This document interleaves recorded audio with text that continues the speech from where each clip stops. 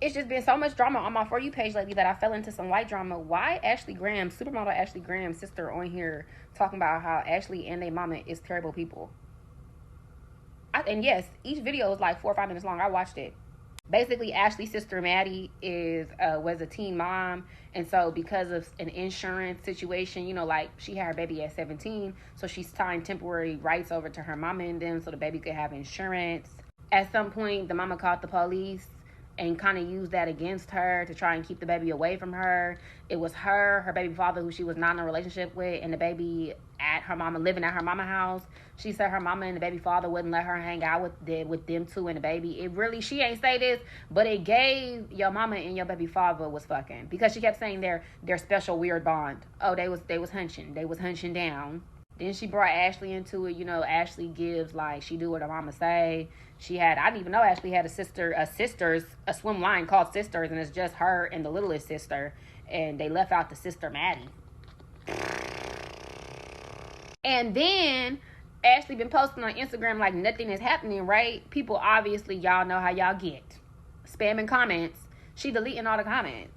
And I'm just like, oh, I really love when, like, white people mess organically finds me, because the way that they do things is just so different. Ashley Graham's sister is exposing their family for being complete fucking assholes. This is Maddie Graham, and she has a couple of TikToks out right now exposing Ashley and their mother for all the fucked up shit that they did to her. Maddie Graham was not only the black sheep, but she was shunned by her sister and her mother for doing absolutely nothing. She wasn't on hardcore drugs. She wasn't stealing from the family. She wasn't lying from the family. When Maddie was 17 years old, she got pregnant and had a child. In order for that child to get health care, she gave her parents custody over that child, so then the child would be protected in their health care plan. Now, the guardianship over the son would end at any moment. As soon as, Maddie and her mom had an agreement, the son would be transferred over to Maddie, yada, yada, yada. Well, long story short, Maddie's baby daddy wanted to move into the house with them.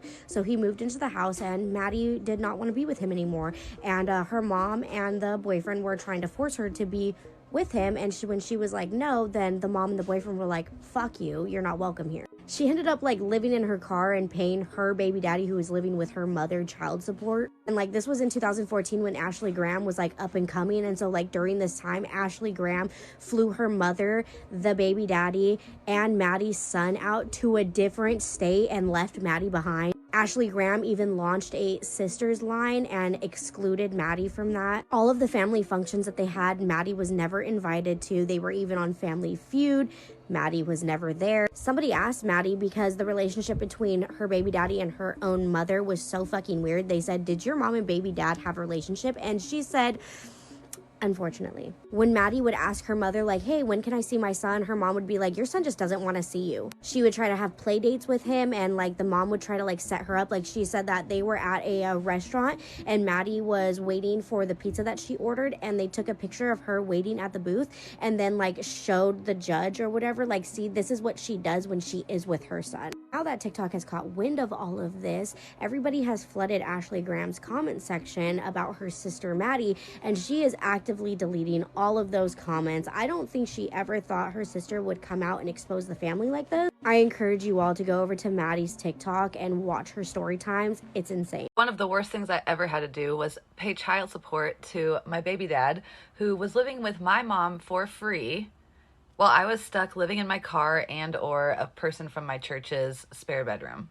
I would even have to drop my kid off at their house, and also, when I would make calls to talk to my son on the days I didn't have him, my mom would say things like, oh, he doesn't want to talk to you. My guy, this kid is 4 years old. Mind you, his dad wasn't even around the first 4 years, so this was kind of a shocker. Another one of the most terrible things I ever had to go through was waking up one day and my famous older sister flying my mom, my baby dad, and my son to Disneyland, and I didn't know where anybody was. But that's not nearly as good as the time where I was still in the family, but my older sister made a swimsuit line called the Sisters Swimsuit Line, where it was just her and my little sister. Mind you, there was nothing really I did to get kicked out.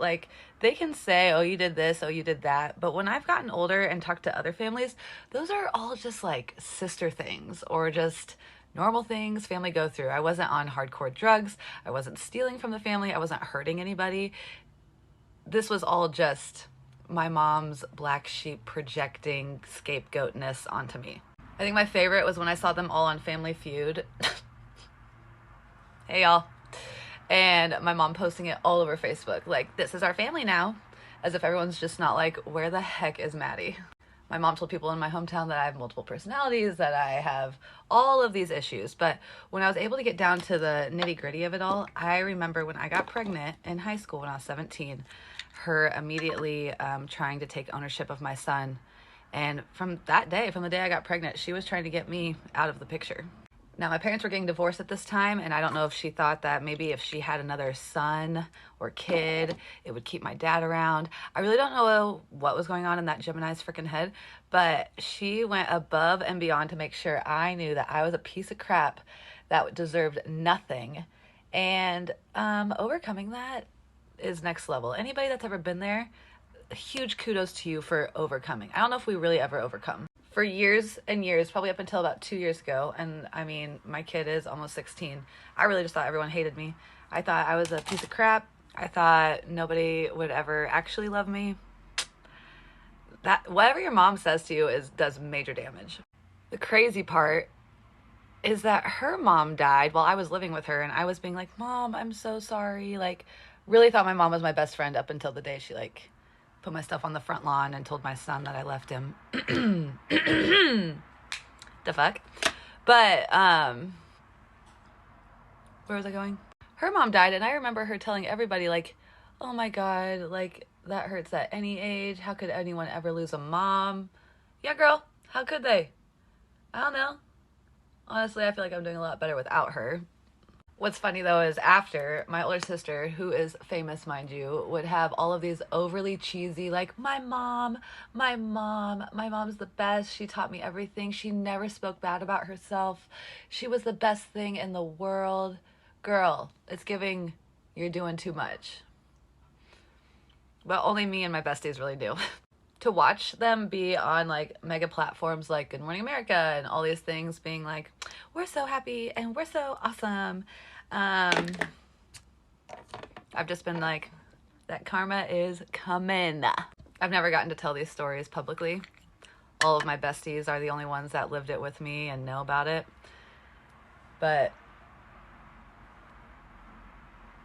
I'm pretty freaking healed from it, and it's all a bit freaking nuts, so. I always knew I wasn't who they said I was. I always knew that I was who I knew I was.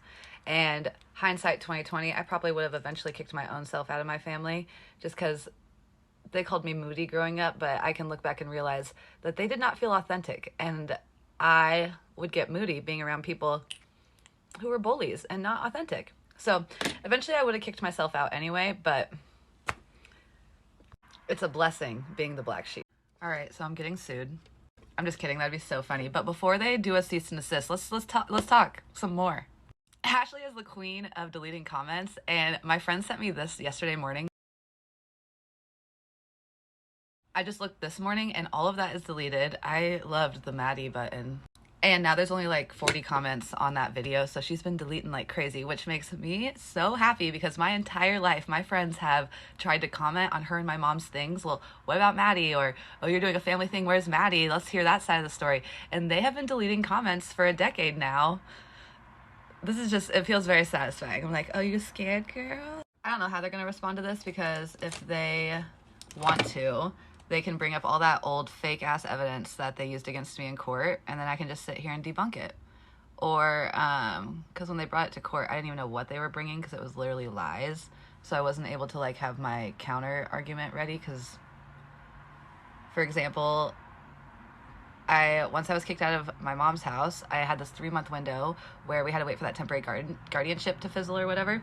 And, I'd beg and be like, when can I see my son? When can I see my son? And my mom would be like, give me a date that's like 2 or 3 weeks out and be like, from that time for 45 minutes on that day. So one time it was a park and they just monitored me and walked right behind me and they were like, go play. And I was like, haha, babe, look, we're having fun. We're at the park together. And he'd be like, Mom, can you come home? And my mom would be like, go play. What the fuck? Another time, one of these little 3 weeks after that was going to Chuck E. Cheese. And they're like, we could go to Chuck E. Cheese and you can meet us there. So my mom and baby dad bring my son to Chuck E. Cheese. And then they just hover around him and play with him. And I'm like trying to be like, hey, baby, you want to come over here? And they're like, he doesn't want to play with you. Then why are we here? So I got clever and was like, I'm going to order a pizza. And then once that pizza comes, my kid will want to come over to the booth and eat pizza. Because he's so little. He doesn't know what's going on. So I stand in line for the pizza, and I go sit at the booth waiting because they're literally not letting me play with my kid. They're being like, haha, we're having fun with him. Look at us. We're having fun with him. And so it's court for custody, and I see a picture. I'm going to cry laughing. They slide me a picture of me sitting at the booth like this because I was waiting for the pizza I ordered. But they said that they told the court that even when I was allowed to see him, I didn't want to. Okay. I will say I think my mom's the ringleader that, like, told my sisters things that, I don't know. Ashley and I never got along, so I don't know. But I hate assuming best intent all the freaking time because it's taken decades for me to get to the point where I'm like, they actually hate you, Maddie. But I digress. Yeah, so I don't know what's gonna happen. We'll see if I get sued. Anyways, so normally on TikTok, I'm somebody who's like, oh, I love when people are like, don't give hate to the other person. Like, I'm sharing my story, and I'm hoping that you guys do not hate on the other person. I feel like Selena Gomez right now. But actually, run them comments up. Run those comments up, y'all. It's actually, because she's just going to delete them. So, like, I'm sure she's bored. Give her something to do. Give her something to do, y'all. All right, well, I think this is going to be my last morning talking about my family drama. I've given y'all a good chunk. And I'll tell other stories about my life. And maybe I will tell some family ones as they come up more because they have been resurfacing in my brain. My phone is full of text messages from my friends being like, I'm so proud of you. You have finally shared your story. And you know what? I'm proud of me too. I just thought of another funny story to tell you guys, but I really feel like I need to stop. So after I was kicked out of my house, my baby dad and my mom no longer had this like power and control over me, and I was finally able to get my own first apartment. I talked earlier in a video about Snap about how my mom would be like, oh, people on Snap, that's so bad, so you shouldn't be on that. So I never got on any of that, never got like assistance until years later. But at first I was just major struggle, but majorly felt so happy and free. So since they couldn't like team up against me anymore, eventually like a few months later, they end up splitting up or parting ways or whatever. And then I guess they just never talked to him again either. So my mom and sister don't talk to my baby dad and son now, even though my son, they fought so hard to get him away from me and so that he could be over at my mom's house with them and have their little scenario. And then, wait for this. My baby dad told me that the reason that he got kicked out was because my mom came home with new hair extensions. I'm not joking. This dude is like, think about just like a football captain in high school. Same vibes. He's like, yeah, she came home with hair extensions and asked me if I liked them. And I said, do you want my honest opinion? And she was like, yeah. And he was like, then I don't like them. Actually, my life is a comedy. So yeah, he's, I don't really know how his system went. I think, he was like, I just got kicked out. And I was like, you want me to have sympathy for you? So I tried. I was like, okay, we're in this together. Like, we are going to co-parent. So yeah, so he got his own apartment. My kid lived there 50% of the time. He lived with me 50% of the time.